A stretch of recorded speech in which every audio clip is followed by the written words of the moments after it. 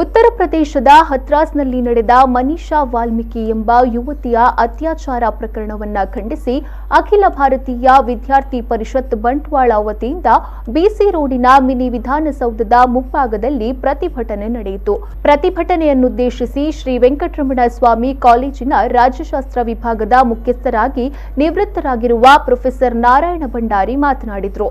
ಸಮಾಜದ ಯುವ ಜನರು ಸಂಸ್ಕಾರವಂತ ಶಿಕ್ಷಣ ಪಡೆದಾಗ ಮಾತ್ರ ಇಂತಹ ಪ್ರಕರಣಗಳು ಕಡಿಮೆಯಾಗುತ್ತೆ ಹಾಗೂ ದೇಶದಲ್ಲಿ ಅತ್ಯಾಚಾರ ಪ್ರಕರಣಗಳು ಮರುಕಳಿಸಬಾರದೆಂದಿದ್ದರೆ ಕಠಿಣ ಕಾನೂನಿನ ಕ್ರಮ ಜಾರಿಯಾಗಬೇಕು.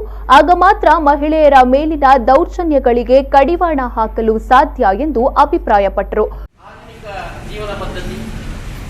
ಮನೆಯವರು ಆದಷ್ಟು ಬೇಗ ಆರ್ಥಿಕತೆಯನ್ನು ಗಟ್ಟಿಗೊಳಿಸಬೇಕು ಅಂತ ಹೇಳುವಂತಹ ಧಾವಂತ, ಅಪ್ಪ ಅಮ್ಮ ಉದ್ಯೋಗಕ್ಕೆ ಹೋಗುವಂಥದ್ದು, ಮಕ್ಕಳನ್ನ ನೋಡಿಕೊಳ್ಳುವಂತಹ ಅಥವಾ ಸಂಸ್ಕಾರವನ್ನು ತೀರಿಸಿಕೊಳ್ಳುವಂತಹ ಸನ್ನಿವೇಶಗಳು ಕಡಿಮೆ ಇರುವಂಥದ್ದು, ಆಧುನಿಕ ತಂತ್ರಜ್ಞಾನಗಳಿಂದ ಕೂಡಿದಂತಹ ಈ ಮೊಬೈಲ್, ಟಿವಿ, ವಾಟ್ಸಪ್ಗಳ ಮುಖಾಂತರ ಕೆಟ್ಟ ಪ್ರವೃತ್ತಿಯನ್ನ ಬಹಳ ಬೇಗ ಸ್ವೀಕರಿಸುವಂತಹ ಮನೋಭಾವನೆ ಯುವಕರಲ್ಲಿ ಕಾಣ್ತದೆ. ಇಂತಹ ಕೆಟ್ಟ ಪ್ರವೃತ್ತಿಯನ್ನು ಸ್ವೀಕರಿಸುವಂತಹ ಮನೋಭಾವನೆ ತಡೆಯಬೇಕಾದ್ರೆ ಗೆಳವೆಯಲ್ಲಿ ಸಂಸ್ಕಾರವನ್ನು ಕೊಡುವಂಥ ಕೆಲಸ ಆಗಬೇಕು.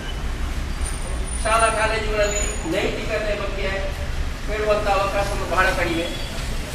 ಯಾವುದೇ ನೈತಿಕತೆಗೆ ಸಂಬಂಧಪಟ್ಟಂತಹ ಶಾಸ್ತ್ರ ತೇಜಸ್ಸುವಂತಹ ಶೌರ್ಯದಂತಹ ಸ್ವಾಭಿಮಾನದಂತಹ ವಿಷಯವನ್ನು ಹೇಳಿದರೆ ಅಂತಹ ಉಪನ್ಯಾಸಕರು ಕೋಮುವಾದಿಗಳಾಗುತ್ತಾರೆ.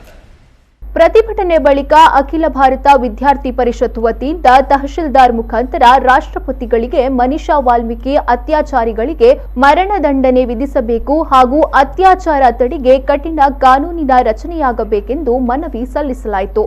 ಈ ಸಂದರ್ಭ ಅಖಿಲ ಭಾರತೀಯ ವಿದ್ಯಾರ್ಥಿ ಪರಿಷತ್ ಮಂಗಳೂರು ವಿಭಾಗ ಸಂಚಾಲಕರಾದ ಆಶೀಶ್ ಅಜ್ಜಿಬೆಟ್ಟು, ರಾಜ್ಯ ಕಾರ್ಯಕಾರಿಣಿ ಸದಸ್ಯರಾದ ಅಭಿಲಾಷ್, ತಾಲೂಕ್ ಸಂಚಾಲಕರಾದ ಹರ್ಷಿತ್ ಕೊಯ್ಲಾ, ತಾಲೂಕ್ ಸಹ ಸಂಚಾಲಕರಾದ ದಿನೇಶ್ ಕೊಯ್ಲಾ ಹಾಗೂ ಮತ್ತಿತರರು ಉಪಸ್ಥಿತರಿದ್ದರು.